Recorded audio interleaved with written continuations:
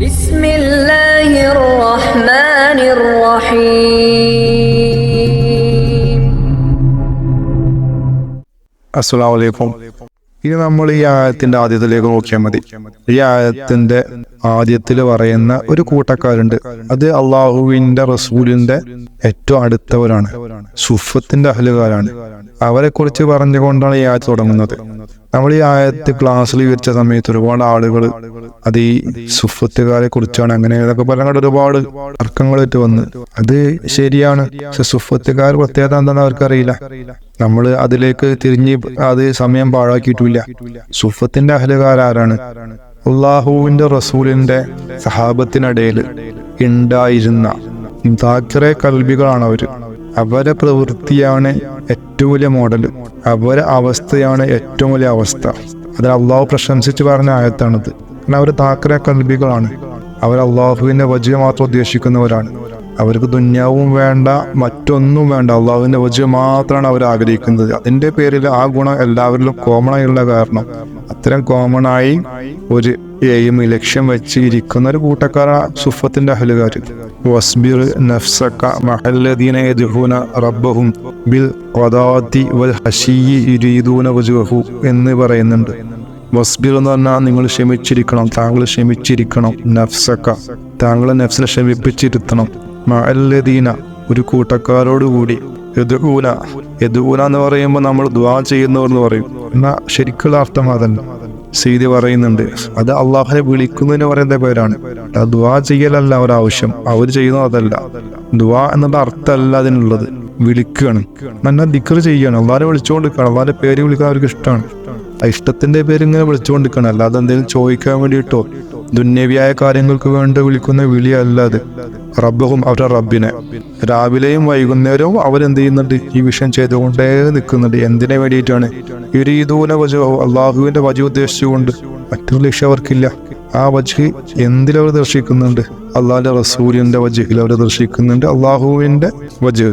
ആ ഹഖീഖത്തിലേക്കാണ് റസൂൽ സൂചന കൊടുത്തത്. എന്ത്? മൻ റആനി ഫഖദ് റഹൽ ഹഖ് എന്ന് പറഞ്ഞത്. എന്നെ കണ്ടവര് ഹക്ക് കണ്ടിട്ടുണ്ടെന്ന്, അള്ളാഹുവിനെ കണ്ടിട്ടുണ്ടെന്ന് പറഞ്ഞത്.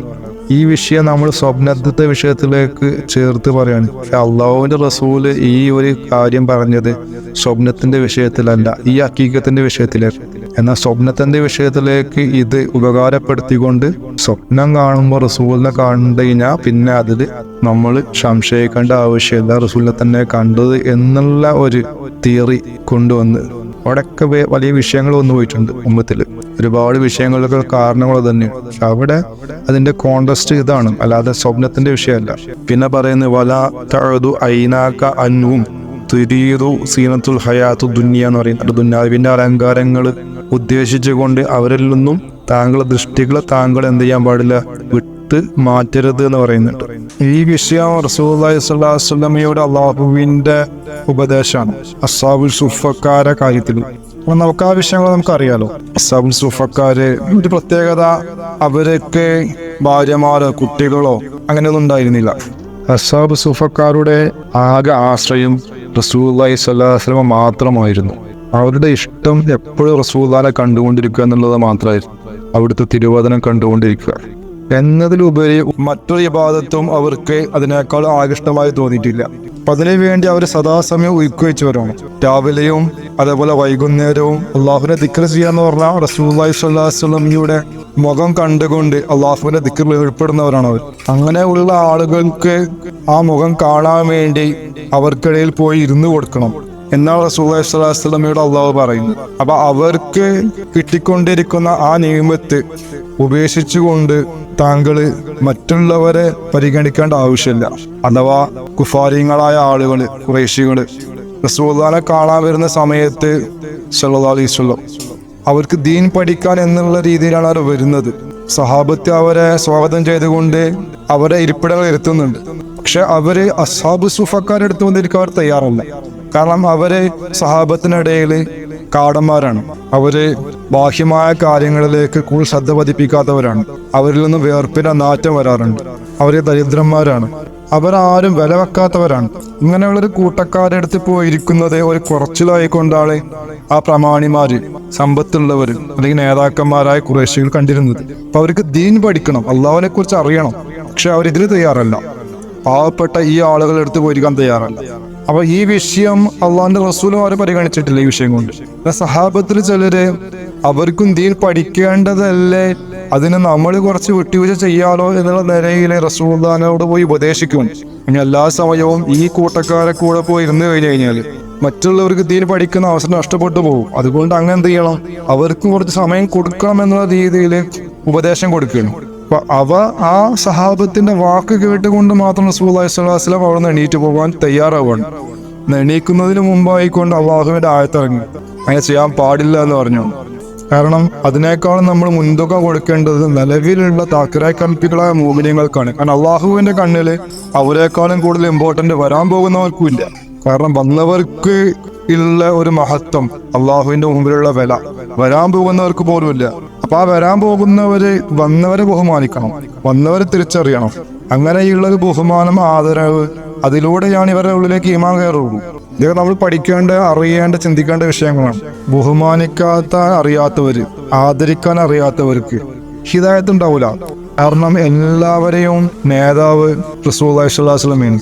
എല്ലാവരെയും സൃഷ്ടാവ് അല്ലാഹു തആലയാണ്. അപ്പൊ സൃഷ്ടാവ് ഏതൊരാളെ ഏത് രീതിയിൽ സൃഷ്ടിക്കുന്നു എന്നുള്ളത് സൃഷ്ടികൾക്ക് അതിൽ എന്തില്ല, ചോയ്സ് ഇല്ല. അള്ളാഹുവിന്റെ ഇഷ്ടമാണ്, അള്ളാഹു വരച്ച ചിത്രങ്ങളാണ് അവര്. അപ്പൊ ഏതൊരാൾ നമുക്ക് തോന്നുന്ന നീരസങ്ങള്, വെറുപ്പുകള്, അവരിൽ കാണുന്ന കുറവുകൾ, അതൊക്കെ നമ്മൾ അള്ളാഹുവിന്റെ കുറവുകളായിട്ടാണ് ശരിക്കും നമ്മൾ ഹഖീഖത്തായി സംഭവിക്കുന്നത്. കാരണം അള്ളാഹു തആല നാനാത്വത്തിലെ ഏകത്വം കാണിക്കുന്നവനാണ്.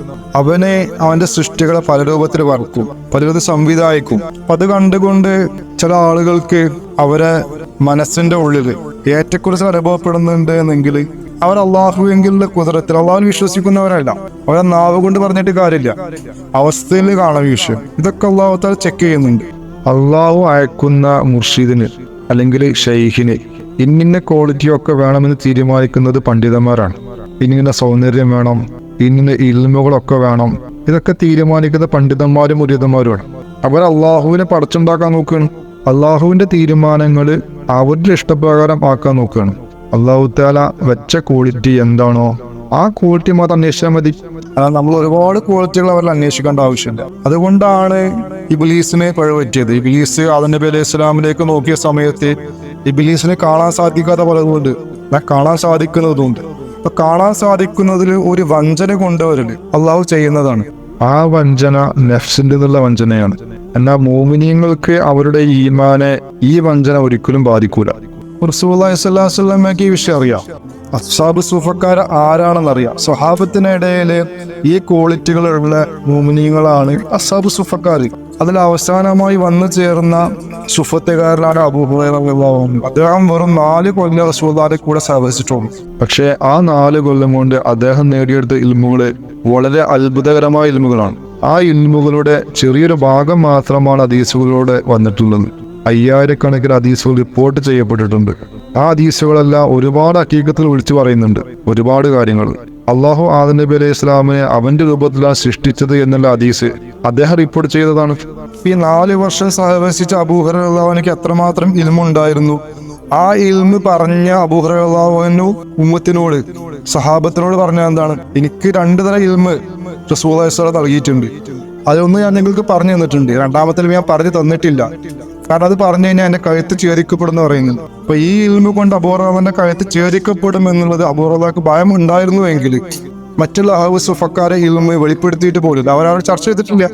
ഇൽമു ഒരുപാടുണ്ട് എന്നർത്ഥം. ഇൽമു ഒരുപാടുണ്ട്. ഈ ഇൽമുകൾ പറയുമ്പോൾ ജനങ്ങൾ കത്തിയെടുക്കുന്ന അർത്ഥം.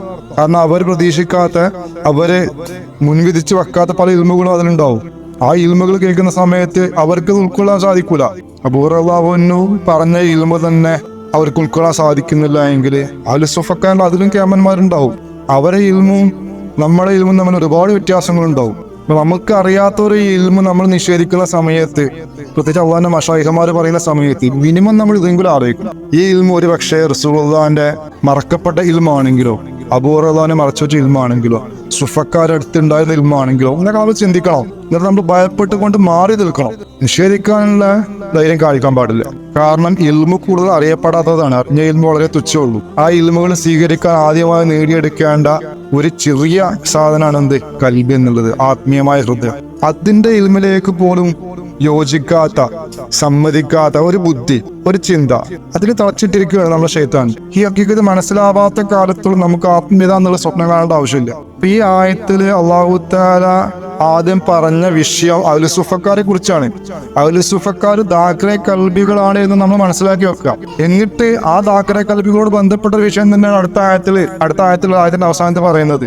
ഈ അഹ്ലു സുഫക്കാരെ പോലെയുള്ള കൽബ് ഉള്ള ആളുകളെ അല്ലാത്തവരെ നിങ്ങൾ അനുസരിക്കാൻ പാടില്ല എന്നാണ്. യോജിപ്പുണ്ട് അവിടെ. ഇവിടെ എവിടെയാണ് ബാത്തിനിയായിട്ടും വാഹിദായിട്ടും എവിടെയാണ് തമ്മിൽ കോൺട്രഡിക്ഷൻ വരുന്നത്? കോൺട്രഡിക്ഷൻ വരുന്നേ ഇല്ല. ഇത് മനസ്സിലാക്കുന്നവരെ പോരായ്മയാണ്. അതിനുശേഷം ഈ ആയത്ത് അല്ലാഹു തആല പറഞ്ഞ ശേഷം കൽബു അന്തിക്കർന എന്ന് പറഞ്ഞ ശേഷം ഇതും കൂടി പറയുന്നുണ്ട്. എന്ന് പറയുന്നുണ്ട്. അപ്പൊ ഈ ദിക്ര കൽബ് കിട്ടാത്തവര് അവരെ ഹവയെ പിന്തുടരുന്നവരാണ്, തന്നിഷ്ടത്തെ പിന്തുടരുന്നവരാണ്. കാരണം എന്താണ്? ദിക്ര കൽബ് പിന്തുടർ ആവാത്തവർക്ക് എന്തായാലും അവരെ കൺട്രോൾ നഫ്സിന്റെ കയ്യിലാണ്. അവിടെ ക്ലാസ്സിൽ പറഞ്ഞ പോലെ ആ ലതായിഫുൻ നഫ്സ് എന്നുള്ള ശൈത്താന്റെ കയ്യിലാണ്. അവന്റെ ചൽപ്പനത്തെ, അവന്റെ ബുദ്ധിയെ, അവന്റെ ചിന്തയെ അംഗീകരിക്കുള്ളൂ. അതിന്റെ പിന്നാലെ പോവുള്ളൂ. അതാണ് അവന്റെ ഹവ. അതിന്റെ പിന്നാലെ പോയിക്കൊണ്ടിരിക്കും. പക്കാന അമ്രു ഫുറുത്ത, അവന്റെ കാര്യം അതിര് കവിഞ്ഞതാണ്. അവരതിരിക്ക് കഴിഞ്ഞുകൊണ്ട് പോയിക്കും. അത് അവന്റെ സംസാരത്തിൽ കാണും, അവന്റെ പ്രവൃത്തിയിൽ കാണും, ചിന്തയിൽ കാണും, ബുദ്ധിയിൽ കാണും. അവർ നിങ്ങൾ വിട്ടേച്ച് പോകണം എന്ന് അല്ലാഹു തആല പറയുന്നുണ്ട്. ഇതേ രീതിയിൽ വ്യാഖ്യാനിച്ചു തരുന്ന പണ്ഡിതന്മാര് അള്ളാഹുവിനെ അറിഞ്ഞവരാണ്, അള്ളാഹുവിനെ മനസ്സിലാക്കിയവരാണ്, അള്ളാഹുവിന്റെ തഫ്സീർ മനസ്സിലാക്കിയവരാണ്. അല്ലാത്തവർ മനസ്സിലാക്കുന്ന തഫ്സീർ നേരത്തെ പറഞ്ഞ നഫ്സിന്റെ, അവന്റെ പുക്കിളിന്റെ ഭാഗത്തിരിക്കുന്ന ലതായിഫുൻ നഫ്സ് എന്നുള്ള അവന്റെ ശൈത്താന്റെ തഫ്സീറാണത്. 73 വിഭാഗത്തില് ആരെല്ലാം ഖുർആൻ വ്യാഖ്യാനിച്ചിട്ടുണ്ടോ ആ വ്യാഖ്യാനങ്ങൾ വന്നത് ഇവൻ വഴിയാണ്. ഈ ജിസ്മിലിരിക്കുന്ന ശൈത്താൻ വഴിയാണ്. എന്നാ ചില ആളുകൾ അവന്റെ ഷെയ്ഖിന്റെ നിർദ്ദേശപ്രകാരം ഒരു പക്ഷേ ഇത് പറയുന്നുണ്ടെങ്കിൽ അവരതിൽ നിന്ന് ഒഴിവാണ്. അല്ലാത്തവരെല്ലാം ഇതിന്റെ പിടിയിലാണ്. അതുകൊണ്ട് ഇസ്ലാമിന് യാതൊരു മെച്ചം ഉണ്ടാവുന്നില്ല. അതേപോലെ അള്ളാഹുവിന്റെ മാർഗത്തിലേക്ക് എക്സ്ട്രാ ഒരാളും വന്നു ചേരുന്നില്ല. അവരൊക്കെ പോകുന്ന ഒരു ഇസ്ലാമുണ്ട്. ആ ഇസ്ലാം ഷെയ്ത്താന്റെ ഇസ്ലാമാണ്, അള്ളാഹുവിന്റെ ഇസ്ലാമല്ല. ഈ വ്യത്യാസം മനസ്സിലാക്കലാണ് സൂറത്തുൽ കൗഫ്. ഈ മനസ്സിലായ ആളുകൾ സൂറത്തുൽ കൗഫ് പാരായണം ചെയ്യുന്നവരാണ്. അവർ അള്ളാഹുവിന്റെ ഇമാം മഹ്ദിയുടെ കാലഘട്ടത്തില് ദജ്ജാലിന്റെ ഫിത്നയിൽ നിന്നും സുരക്ഷിതരാണ്. അല്ലാത്തവര് ഇത് പാരായണം ചെയ്യുന്നവരല്ല. അവര് ആഫിദ്യങ്ങളായിട്ടും കാര്യമില്ല, കാര്യങ്ങളായിട്ടും കാര്യമില്ല, ഖുർആൻ മുമ്പിൽ വെച്ചുകൊണ്ട് സദാസമയം വായിക്കുന്നവരായിട്ടും കാര്യമില്ല. അവരെന്തല്ല, അവര് ദജ്ജാലിന്റെ പിടിയിൽ നിന്നും രക്ഷപ്പെട്ടവരല്ല. പാരായണം ചെയ്യലുകൊണ്ട് ഇതാണ് ഉദ്ദേശം. അല്ലാതെ പാരായണം ചെയ്യലും ചെയ്യാതിരിക്കലും വെറും നാവ് കൊണ്ടുള്ള ഒരു കർമ്മമായിക്കൊണ്ട് പറയുന്നത് അതിന് രക്ഷപ്പെടുന്ന പറയുന്നത്, അങ്ങനെ മനസ്സിലാക്കിയവർക്ക് അത് തന്നെ ഒരു ഫിത്നയാണ്, അത് തന്നെ ഒരു വഞ്ചനയാണ്. അതും ശൈത്താനിൽ നിന്ന് വന്ന വഞ്ചനയാണ്. പക്ഷെ ഇവിടെ നമ്മൾ പറയുമ്പോ നമ്മൾ അറഫന്ന എന്നുള്ള ഒരു വേർഡും കൂടി ശ്രദ്ധിക്കണം. അള്ളാഹു തആലയാണ് അവരെ ശ്രദ്ധരാക്കിയത്. അപ്പൊ അള്ളാഹു തന്നെയാണ് ഇതിന്റെ എല്ലാം കേന്ദ്രം. അപ്പൊ ഇത് വിളിച്ചു ഓതുന്നുണ്ട്. നമ്മൾ പറഞ്ഞ ഒരു തിയറി, അള്ളാഹുന്റെ റസൂലിന്റെ ഈമാന്, അഖീദ എല്ലാം മുൻകൂട്ടി നിശ്ചയിക്കപ്പെട്ടതാണ്. മുഅ്മിനീങ്ങൾ ആരാണെന്നും അതേപോലെ മുനാഫിക്കുകൾ ആരാണെന്നും കാഫിരീങ്ങൾ ആരാണെന്നൊക്കെ റൂഹിന്റെ അവസ്ഥയിൽ തീരുമാനിക്കപ്പെട്ട് കഴിഞ്ഞു. അതിന് അനുയോജ്യമായിട്ടാണ് കാര്യങ്ങൾ വരുന്നുള്ളൂ. ഈ ഭൂമിയില് അശ്രദ്ധമായ കൽബുകൾ, അള്ളാഹുവിന്റെ നാമത്തിൽ അശ്രദ്ധമായ കൽബുകൾ മുഅ്മിനീങ്ങളല്ലാത്തവരാണ്. അത് ഇത് നമ്മൾ ഒരിക്കലും യോജിപ്പ് വരില്ല, ഇതിലേക്ക് ആകർഷണം വരൂല. അതതിന്റെ നേച്ചറാണ്, അതിന്റെ അവരെ കൽബിന്റെ ഒരു പൊരുളാണത്. അപ്പൊ അതിന്റെ നേച്ചർ മാറ്റാൻ ആരെക്കൊണ്ട് സാധ്യം? അള്ളാഹു തആല തന്നെ അവരെ കാഫില്യങ്ങളാക്കി വെച്ചതാണ്. കാഫില്യങ്ങളല്ലാത്ത കൽബുകളിലേക്ക് ഈ വിഷയം ചെല്ലുന്ന സമയത്ത് അവർക്കിത് ബോധ്യവും, അവർ ഉൾക്കൊള്ളും. അതിനൊന്നും തടസ്സമല്ല. പിന്നെ ഈ വിഷയത്തെ കുറിച്ചൊക്കെ വിശദീകരിച്ച ശേഷം അള്ളാഹു തആല അടുത്ത ആയത്തിൽ പറയുന്ന കാര്യം കൂടി നോക്കി കഴിഞ്ഞാൽ ഈ സംഭവം പരിപൂർണമായി.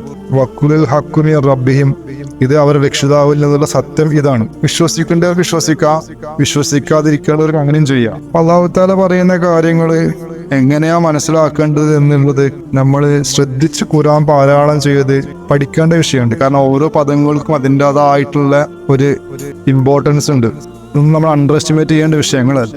ഒരു പദം പോലും ഖുർആനിൽ ആവശ്യമില്ലാത്തത് വരുന്നില്ല എന്ന് നമ്മൾ ഉൾക്കൊള്ളണം. ഇൻഷാ അല്ലാഹ് അതനുസരിച്ചിട്ട് അമൽ ചെയ്യാനും അതിലേക്ക് എത്തിച്ചേരാൻ തൗഫീഖ് ചെയ്യട്ടെ. അസ്സലാമു അലൈക്കും വറഹ്മത്തുള്ളാഹി വബറകാതുഹു.